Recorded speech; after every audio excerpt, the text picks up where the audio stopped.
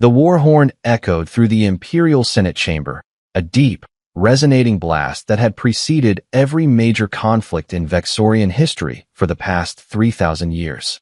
High Chancellor Vrex stood at the podium, all four of his arms raised in ceremonial declaration, his purple scales gleaming beneath the harsh lights. "The human territories will fall," he bellowed, his voice heavy with absolute certainty. And that was when Ambassador Jackson Martinez did the most infuriating thing imaginable. He yawned. Not a small, polite yawn. No, this human stretched his arms over his head, let out a sound like a dying turbine, and casually checked his wrist device. "Is it lunch yet?" Martinez asked no one in particular. The chamber went completely silent. You could have heard a scale drop. Vrex felt his secondary heart skip a beat, something that had not happened since the Battle of Karox Prime. Did you just yawn?" Vrex sputtered, his translator struggling to convey his disbelief. "We have just declared war on your species." "Yeah, I caught that," Martinez replied, leaning back in his chair with the relaxed posture of someone on vacation rather than standing in the middle of an interstellar war declaration. Big horn, dramatic gestures, very impressive. But seriously, is this going to take long? I skipped breakfast, and the cafeteria here does this roasted kelp thing that's actually pretty decent. Senator Quilix, a veteran of 12 campaigns, leaned toward her aide. "Is he suffering from some kind of neural disorder?" "I do not believe so, Senator," the aide whispered. "Scans indicate he is perfectly healthy." "Then why is he not panicking?" Martinez must have heard them, because he turned in his seat, that infuriating smile still plastered on his face. "Panicking? Why would I panic? You've been building up to this for what? 6 months now? The troop movements, the aggressive trade sanctions, the very subtle massing of your 4th Fleet along our border. We've been watching." Vrex felt his primary stomach tighten. You knew?" "Of course we knew," Martinez said, inspecting his fingernails as if they were the most fascinating thing in the galaxy. "Your operational security is about as tight as a colander. We intercepted your battle plans 3 weeks ago. Captain Reynolds actually printed them out and pinned them in the break room. There's a betting pool on whether you'd attack on a Tuesday or a Thursday." He paused, tilting his head thoughtfully. "Most people bet Thursday, by the way. Something about your cultural superstition with the number 7. But here we are, Tuesday. Lieutenant Park just won 800 credits. She's going to be unbearable about it." Quilix stood abruptly, her voice sharp with fury. "You mock us, human. Our fleet consists of 400 dreadnoughts, each capable of reducing your planets to ash. We have conquered 17 star systems. We are the dominant military power in this sector." "Oh, absolutely," Martinez agreed, nodding enthusiastically. "Your ships are gorgeous. Big. Lots of guns. Very intimidating. We especially love the skull motif on your flagships. Very on brand. Then why do you sit there so calmly?" Vrex demanded, slamming his primary fist onto the podium. Martinez sighed, the long, patient sigh of a teacher explaining something obvious to a slow student.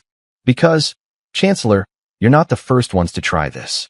In the last century alone, humanity has fought the Karathi Dominion, the Assembled Hives, the Technocratic Union, and that weird crystalline entity no one likes to talk about anymore. We're still here. They aren't. Threats mean nothing without proof," a senator shouted from the back. "Threats?" Martinez looked genuinely puzzled. "Who said anything about threats? I'm just stating facts. Historical record, really.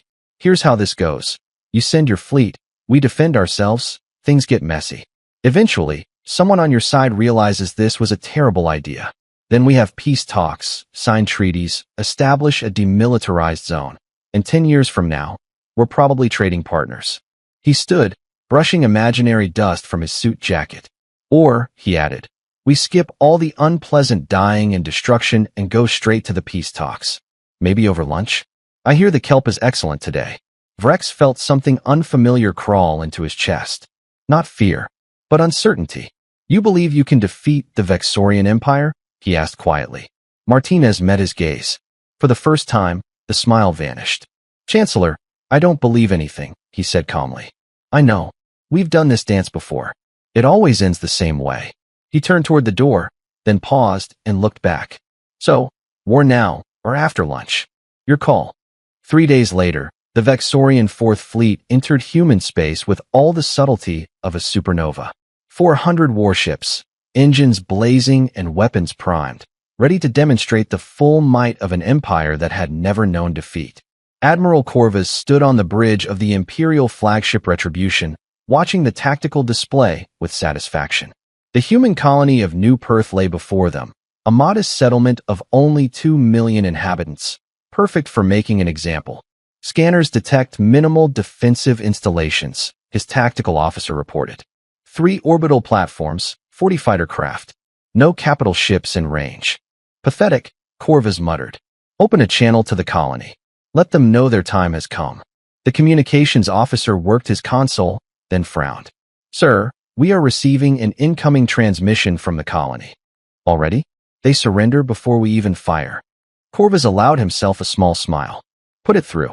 The view screen flickered to life, revealing not a terrified governor or military commander, but a woman in casual civilian clothes sitting in what appeared to be a coffee shop. She was drinking from a large mug, her feet propped up on a table. Hey there, she said cheerfully. You must be the Vexorian fleet. Right on time. I'm Governor Lisa Park. Yes, the same Park who won the betting pool. Thanks for that, by the way. Corvus felt his jaw plates tighten. This is your response to invasion? Mockery. Mockery? No, just being friendly. Listen, I wanted to give you folks a heads up before things get awkward. You see that moon orbiting about 60,000 kilometers from your current position. The tactical officer checked quickly. Sir, there is indeed a moon at that location. Scans show it is uninhabited, standard rocky composition. Yeah, about that. Park continued, taking another sip of her drink. That's not actually a moon. It's a mining station. Been there about 15 years. We hollow out asteroids and moons for minerals. Very efficient process. What does this have to do with anything? Corvus demanded. Well, about 6 months ago, when we figured out you were planning this whole invasion thing, we installed something special inside it. Think of it as a welcoming gift. A cold sensation crept down Corvus's spine. What kind of gift? The kind that goes boom, Park said simply. A really, really big boom. We're talking about a weapon that makes your dreadnoughts look like party favors. We call it the Sunbreaker Array. Creative name, right? Lieutenant Hayes came up with it. The tactical officer was frantically scanning the moon. Admiral, I'm detecting massive energy signatures. They were masked by the natural radiation of the planetoid, but by the ancestors, the power readings are off the scale. You're bluffing, Corvus said, though his voice lacked conviction. Am I? Park set down her mug and leaned forward. Here's the thing, Admiral. Humans have this really annoying habit of over-engineering our weapons. We always assume we'll fight something bigger and scarier than us, so we build accordingly. That moon-based weapon was originally designed to crack open a planet if we ever needed to evacuate the core for mining. We've never used it in combat before. She paused, her smile fading. You would be the first. The bridge of the Retribution erupted in alarms. Admiral, the weapon is powering up. Energy levels are reaching critical mass. Stand down, Corvus shouted. Transmit our stand down immediately. Too late for that, Park said, though she didn't sound happy about it. The array has a 15-minute charge sequence. Once it starts, it can't be stopped. Safety feature, ironically enough. You've got about 12 minutes before it fires. Then disengage it. Can't. Not from here. But here's the good news. The weapon has a very specific firing trajectory. It's aimed at a point in space roughly 20,000 kilometers from your current position. So if you move your fleet, literally anywhere else, you'll be perfectly safe. Corvus stared at the view screen, his mind racing. This was madness. Humans didn't fight like this. They were supposed to be afraid, scattered, easy prey. Why are you telling us this? He asked quietly. Park picked up her mug again, swirling the contents thoughtfully. Because Ambassador Martinez was right. We've done this before. We know how it ends. And honestly, I've got a 4-year-old daughter in the daycare center down the street. The last thing I want is a long war where people like her grow up scared. She met his eyes. So here's my offer. You move your fleet out of weapons range. We power down the array. Nobody dies today. Then we talk, like civilized beings. And if we refuse, then in about 10 minutes, you'll find out why every species that's gone to war with humanity is either extinct or our ally. Your choice, Admiral. The bridge was silent except for the countdown alarm. 10 minutes. 9 minutes and 40 seconds. Corvus looked at his officers, seeing his own uncertainty reflected in their faces. They had come expecting victory, glory, conquest. Instead, they were checkmated before a single shot was fired. "Helm," he said finally, his voice heavy with defeat.